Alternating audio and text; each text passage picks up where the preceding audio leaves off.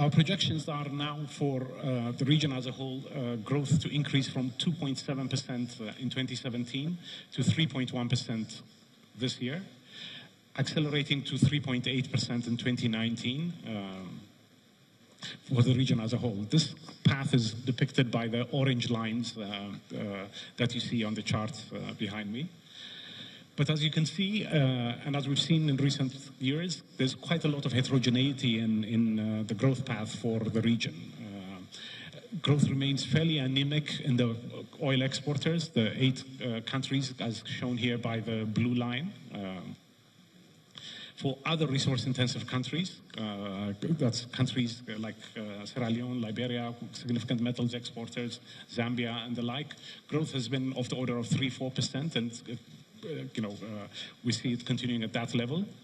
But I do want to stress that, weak as the aggregate numbers are, we see quite a lot of countries, around 22 countries, which have continued to sustain growth at the 5–6% mark. So a fairly heterogeneous picture when it comes to growth.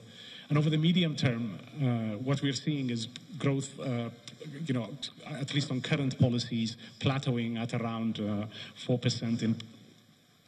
This, of course, is still too low in per capita terms from what is needed to make a significant improvement in living standards.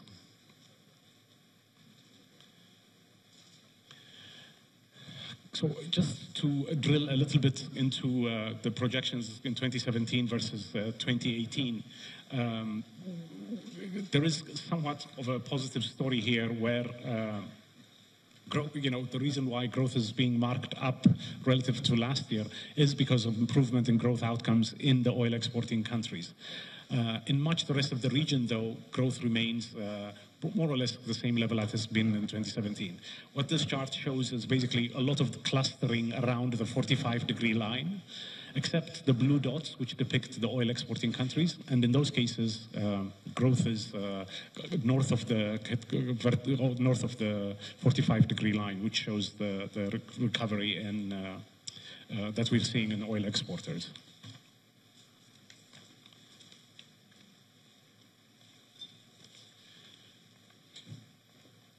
Now, playing off what I said a little bit earlier, one thing we feel that has to be watched very carefully in terms of the risks facing the region is the global financial conditions and what it might do to the financing picture for countries. In the first half of this year, as you can see on the left chart, the region's frontier markets issued bonds at record levels. About $14 billion worth of borrowing was tapped. The markets were tapped to the tune of about $14 billion, higher than any year we've seen previously. And this $14 billion compares with $7.6 billion raised for the whole of 2017.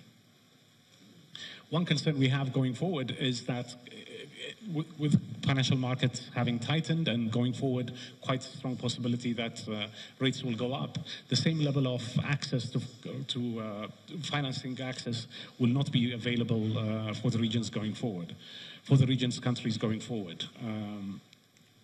Now, in terms of amortization that's falling due over the next several years, this is generally looks manageable. That's the chart on the right with the orange bars. It's not so much rollover risk that we're worried about, but the access to financing to the same extent that has been available in recent years not being maintained. We see this as a strong risk with attendant consequences, of course, for countries' capacity to pursue more expansionary fiscal policy. One other point I would like to stress is that, often when we look at projections, we tend to look at risks in isolation. But the possibility that you have a combination of these individual risks materializing is non-trivial.